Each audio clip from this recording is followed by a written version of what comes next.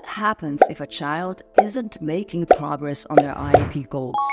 Welcome to yet another video of the IEP question series, where we answer some of the best and most thoughtful questions about the IEP, both from the parent side and the teachers, even extending to the children themselves. Our most recent video explains how to measure the progress of the IEP and also outlines signs to determine whether an IEP is effective. However, the question arises, what if the child is not making progress?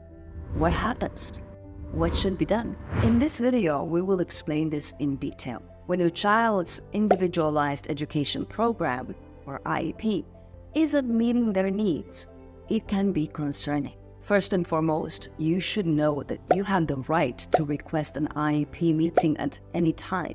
During this meeting, teachers and other educational staff present various types of data about your child's performance. For example, if your child's IEP focuses on improving reading comprehension, teachers might provide insights based on quizzes, classroom observations, and homework submissions. This data helps the IEP team, which includes you, understand where the gaps are. Sometimes you might find the goals set for your child were either too vague or too ambitious. Goals that are too general, like improving in math, won't provide a clear pathway for you, your child, or other educators. On the flip side, goals that aim too high might set your child up for an unnecessary stress and failure. Let's say your child has been given the lofty goal of solving 50 math problems in 10 minutes. If they're only managing 10 problems in that time, it might be time to reevaluate the goal's difficulty level. If goals are clear, but progress is slow, the teaching methodologies might need a revamp. Traditional teaching methods don't work for every child. For example, a child with dyslexia might benefit more from a multisensory phonics approach rather than from conventional reading instruction. Likewise, accommodations could be made, such as allowing a student who struggles with written book reports to give an oral presentation instead. There may also be times when the frequency of special education services needs an adjustment. For instance, if twice-weekly sessions of speech therapy are not yielding improvement, consider advocating for increasing the sessions to 4 times a week. In some cases, your child might need additional types of services entirely, like adding occupational therapy to an existing plan focused on academic improvement. As your child gets older and their needs change, their IEP should evolve with them. For teenagers, especially those approaching the age of transitioning into adulthood, the focus might need to shift toward vocational training and life skills. This could involve adding courses that help with resume writing, job interviews, or even daily tasks like cooking. Resources can also be a significant factor in your child's education.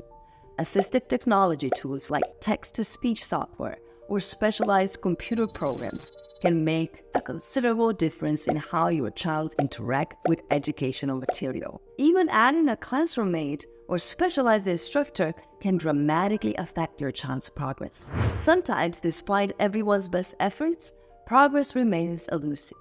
In these cases, seeking a second opinion from another specialist can offer new perspectives. You might also consider more advanced diagnostic tests to uncover underlying issues that may have been missed initially. As a last resort, legal avenues are available to you. While it's a step no one wants to take, you do have the right to a due process hearing, which is a formal legal procedure to resolve disputes between parents and schools. Legal counsel can guide you through this process and ensure your child's rights under the Individuals with Disabilities Education Act, IDEA, are upheld. Remember, open communication is crucial. Whether it's regularly scheduled meetings or spontaneous check-ins, keeping the lines of communication open with your child's teachers and IEP team can make a significant difference in your child's educational journey. The ultimate goal of an IEP is to provide the child with a roadmap for success. This can happen in a regular classroom, a special education classroom, or a combination of settings. The important thing is that the child is making progress and that their unique needs are being met. For a child with learning struggles, parents can help meet those needs at home. Remember, a parent is a child's first teacher. You, as a parent with the right guidance, can help your child overcome learning struggles by doing simple exercises at home. How do you do that? With the Learning Success System, of course. The Learning Success System is an educational therapy program designed to help parents work with their children at home to improve foundational learning skills.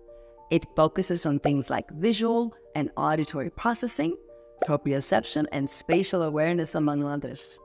By working on these skills, children can overcome specific learning disabilities such as dyslexia, dyscalculia, and dysgraphia, and also become more confident in their abilities. When a child has strong foundational skills, it becomes easier for them to learn and understand new concepts in school. For example, good visual tracking skills can help a child read more efficiently, while strong auditory memory skills can make it easier to follow spoken instructions. By building up these skills using the Learning Success System, you can help your child become more successful in school and better equipped to handle academic challenge. And to learn more about IEPs, watch our full playlist that goes into depth on IEPs. We cover the subject deeply, so you can be a fully informed parent. You can get that playlist right here.